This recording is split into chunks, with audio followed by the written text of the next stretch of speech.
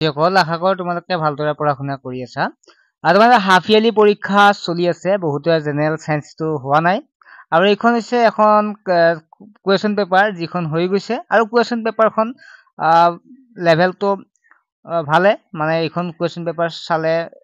তোমালোকৰ কমন পৰাৰ চান্স আছে যেহেতু কুৱেশ্যন ষ্টেণ্ডাৰ্ড হয়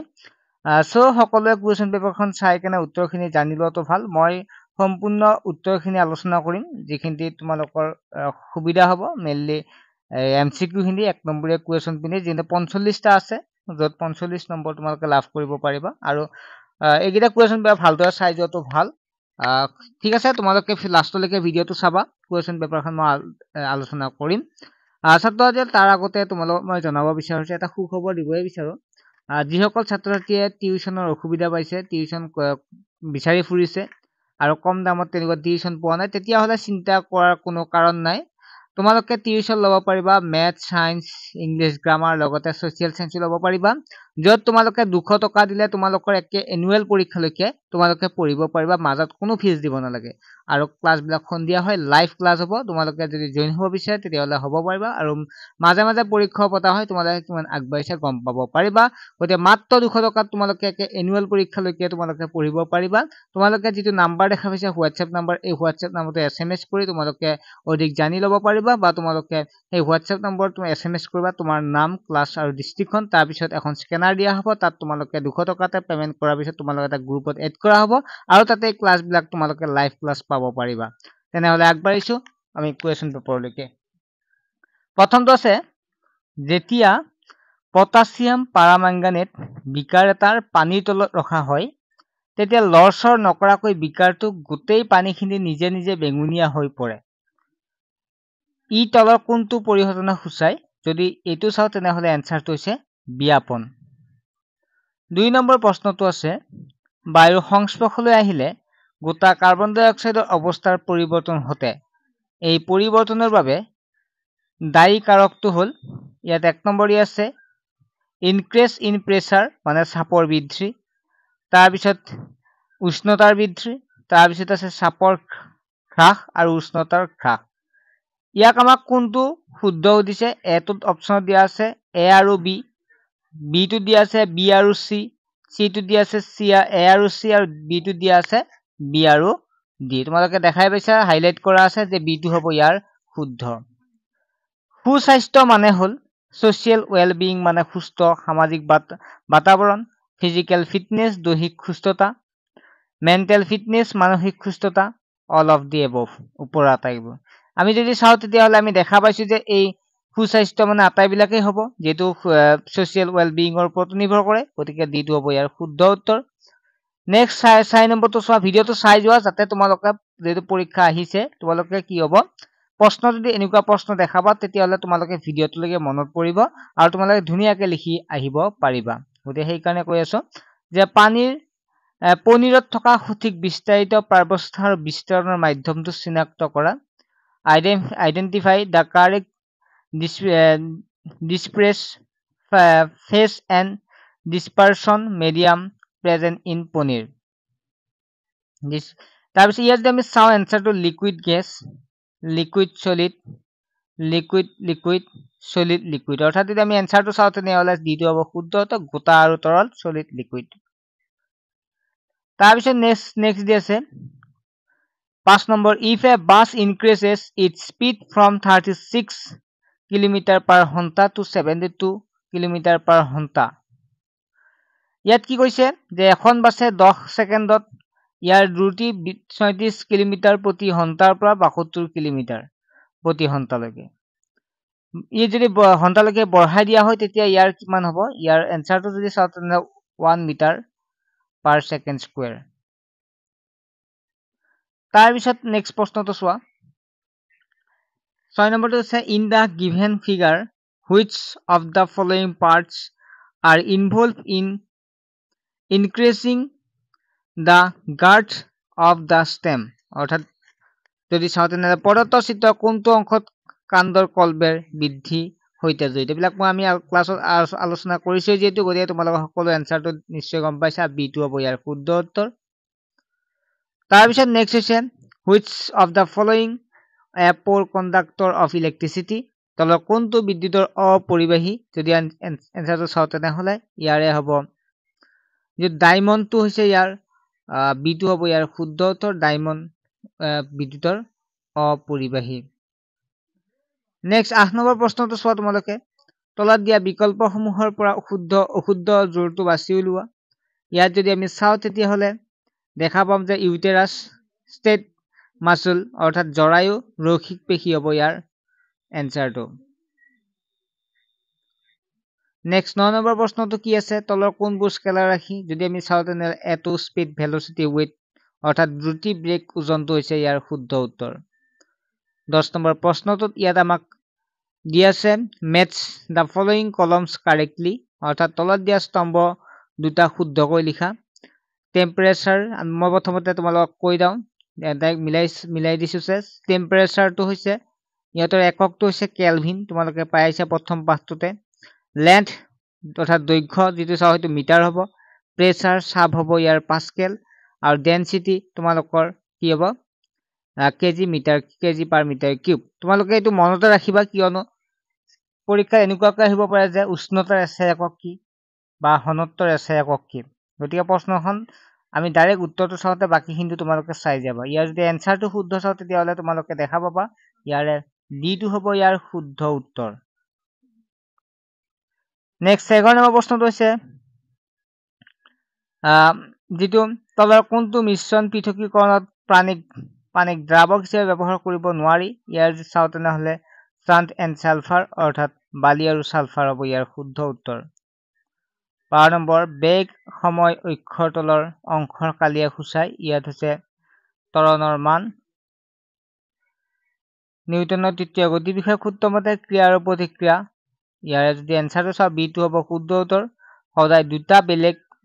বস্তু আৰু বিপৰীত দিশত ক্ৰিয়া কৰে নেক্সট আমি প্ৰশ্নটো আহিছো নেক্সট প্ৰশ্ন 14 নম্বৰটো দিয়া আছে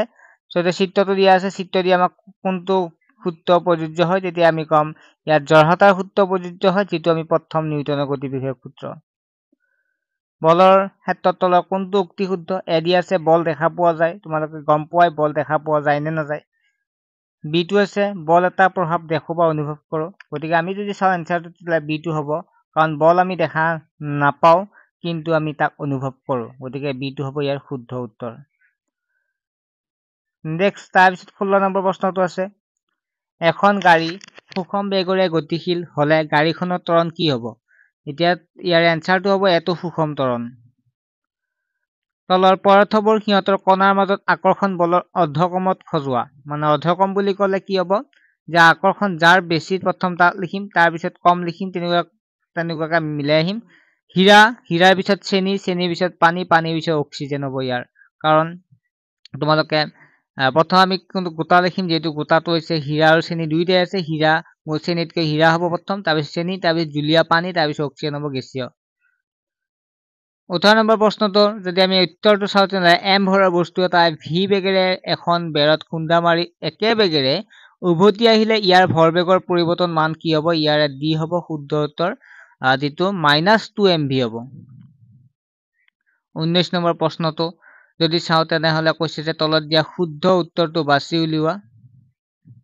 এতিয়া শুদ্ধ উত্তৰটো কি হ'ব আমাক দিয়া আছে শুদ্ধ নহয় এক মিনিট প্ৰশ্নটো চাই লও তলত দিয়া সমূহৰ পৰা শুদ্ধ উত্তৰটো বাছি উলিওৱা ইয়াত শুদ্ধ উত্তৰটো বাছি উলিয়াব দিলে আমি কি পাম ইয়াৰে এটো অপচন দিওতে ভুল হৈছে লিখোতে মই অশুদ্ধ বুলি ভাবিছিলো এটোত প্ৰথমটো হ'ব ইয়াৰ শুদ্ধ উত্তৰ 19 নম্বৰটোৰ যেটো হাইলাইট কৰাটো উত্তৰ নহব তোমালোকৰ 19 নম্বৰ এনসাৰ হ'ব এটো ঠিক আছে মই এটো চেঞ্জ কৰি কেনে তোমালোকক গ্ৰুপত শেয়াৰ কৰি দিম ঠিক আছে HIV হ'ব ঠিক আছে মই ৰব তোমালোকৰ 19 নম্বৰটোৰ এটো হ'ব ইয়াত হাইলাইট কৰাটো ভুল হৈছে 20 নম্বৰটো কি হ'ব ইয়াত 19 নম্বৰটো এক মিনিট 19 নম্বৰটো প্ৰশ্নটো অলপমান হেৰি হৈছে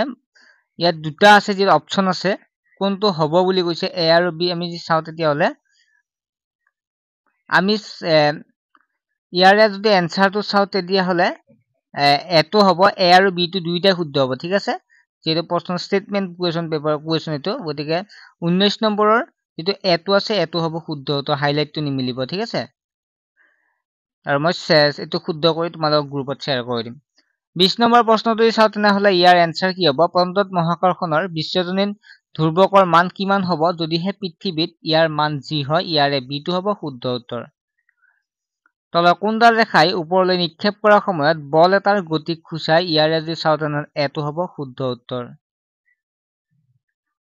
22 নম্বৰ প্ৰশ্ন সময়ত কেমিল গলজিৰ তিমিৰ বিক্ৰিয়াত ব্যৱহৃত ৰঞ্জক পদাৰ্থটো কি হয় হেতু হৈছে সিলভাৰ নাইট্ৰেট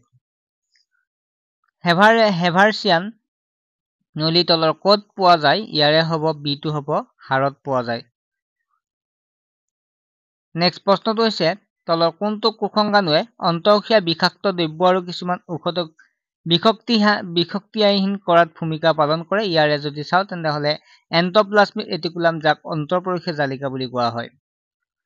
কলেন কাইমাৰ কোকবেৰ তলৰ কোনটোৰ বাবে অনিয়মিতভাৱে থাকে যদি আমি চাও প্ৰশ্নটো হেৰি হৈছে ইয়াত যদি এনসাৰটো চাও তেনে এটো হ'ব ইয়াৰ শুদ্ধ উত্তৰ 26 নম্বৰ প্ৰশ্নটো কি ধাতুৰ বিশক্তিয়াৰ বাবে মিনামাতা ৰোগ হয় বহুতে ইম্পৰ্টেন্ট এটো হৈছে পাৰা অথবা মাৰ্কাৰী নেক্সট যদিহে বল দুটা বস্তুৰ মাজত দূৰত্ব দুগুণ কৰি দিয়া হয় তেন্তে বস্তু দুটাৰ মাজত বল হ'ব ইয়াৰ এনসাৰ যদি চাও তেনে এটো হ'ব ইয়াৰ শুদ্ধ উত্তৰ 1/4 টাইমছ 28 নম্বৰ প্ৰশ্নটো হৈছে